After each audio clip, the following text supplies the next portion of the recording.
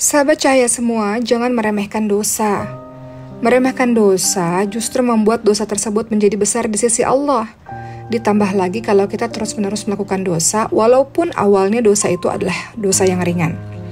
Dalam Sahih Bukhari disebutkan, sesungguhnya kalian melihat suatu amalan dan menyangka bahwa itu lebih tipis dari rambut. Namun kami menganggapnya di masa Nabi Muhammad SAW sebagai sesuatu yang membinasakan.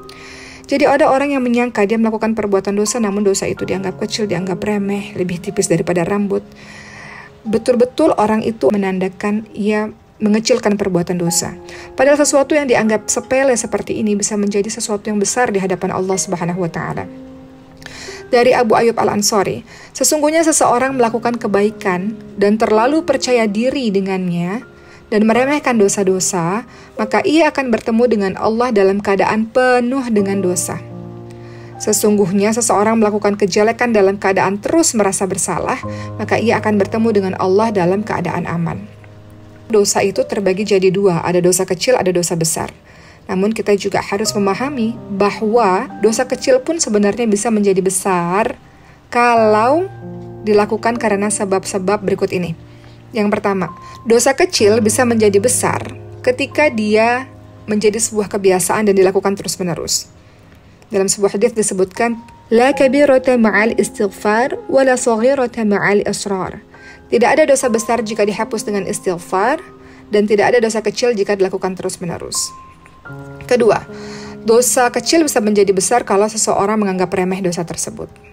Ibnu Mas'ud radhiyallahu anhu mengatakan sesungguhnya seorang mukmin melihat dosanya seakan-akan ia duduk di sebuah gunung dan khawatir gunung tersebut akan menimpanya.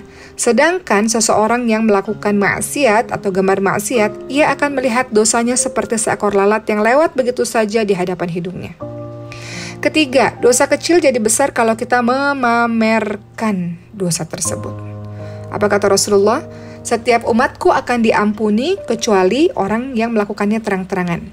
Di antara bentuk orang yang melakukan maksiat secara terang-terangan adalah ketika dia di malam hari melakukan dosa, di pagi hari padahal Allah sudah tutupi, dia sendiri yang bercerita.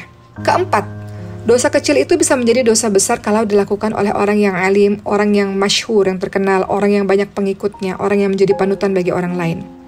Apa kata Rasulullah? Barang siapa melakukan suatu amalan kejelekan, lalu diamalkan oleh orang sesudahnya, maka akan dicatat baginya dosa semisal dosa orang yang mengikutinya tanpa mengurangi dosanya sedikit pun. Jadi orang-orang yang memiliki pengikut yang banyak ketika melakukan perbuatan dosa, pertama hendaknya cepat dalam meninggalkan dosa tersebut, kemudian kedua hendaknya menyembunyikan dosa kalau ia terlanjur melakukannya. Kenapa? Karena bisa menjadi inspirasi orang lain untuk mengikutinya. Bisa jadi amal jariah, bisa jadi dosa jariah. Teman-teman sekalian, kadang-kadang kita tidak berpikir bahwa dosa-dosa yang kita lakukan itu berdampak atau kembali kepada diri kita sendiri loh. Dalam kehidupan kita diuji oleh Allah dengan berbagai macam ujian atau musibah. Ketahuilah bahwa terkadang musibah datang boleh jadi karena dosa-dosa yang kita lakukan.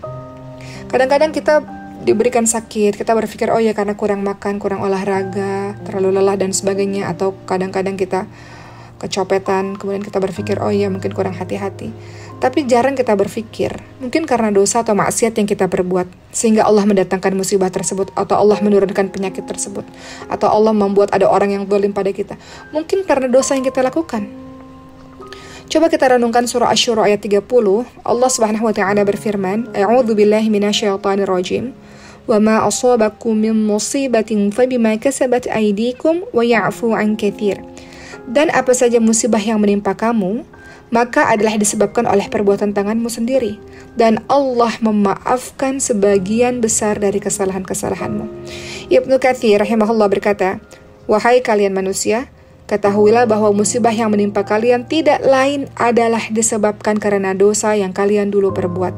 Atau dalam hadis riwayat Muslim disebutkan, tidaklah seorang mukmin tertimpa suatu musibah berupa rasa sakit, rasa capek, rasa sedih, rasa khawatir, melainkan dosa-dosa akan diampuni.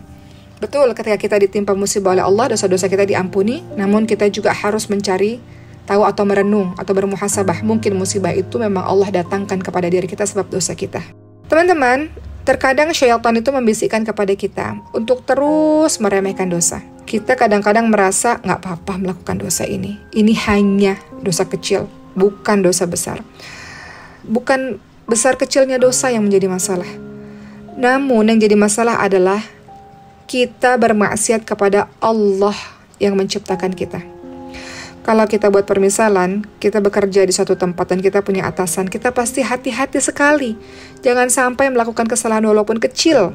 Kita sangat hati-hati sekali melakukan berbagai macam tugas dari pimpinan kita. Maka, kalau kita menganalogikan hal tersebut dengan pemimpin tadi, teman-teman sekalian, apalagi Allah. Kita harus sangat berhati-hati dalam bermaksiat kepada Allah, karena Allah Subhanahu wa Ta'ala adalah penguasa semesta alam. Allah Subhanahu wa Ta'ala adalah Rabb kita. Disebutkan dalam sebuah ungkapan, janganlah engkau melihat kecilnya maksiat, tapi lihatlah kepada siapa engkau bermaksiat. Bagaimanapun juga sahabat sekalian, dosa yang kita lakukan besar ataupun kecil, pasti tetap membuat hati kita menjadi sakit atau bahkan mati. Maka Rasulullah SAW ingatkan, sesungguhnya seorang mukmin jika melakukan satu perbuatan dosa maka ditorehkan di hatinya satu titik hitam. Jika bertaubat, berhenti minta ampun, maka hatinya akan mengkilat lagi. Jika semakin sering buat dosa, maka titik-titik itu akan bertambah sampai menutup hatinya.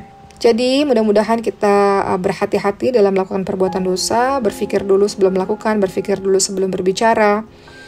Karena Allah Subhanahu wa Ta'ala ingatkan dalam surah Asy-Syura ayat 40, balasan suatu kejahatan adalah kejahatan yang serupa. Kalau kita berbuat jahat, berbuat dosa, itu akan kembali kepada diri kita. In ahsantum li anfusikum wa in asatum falaha. Kebaikan yang kau lakukan akan kembali untuk dirimu sendiri.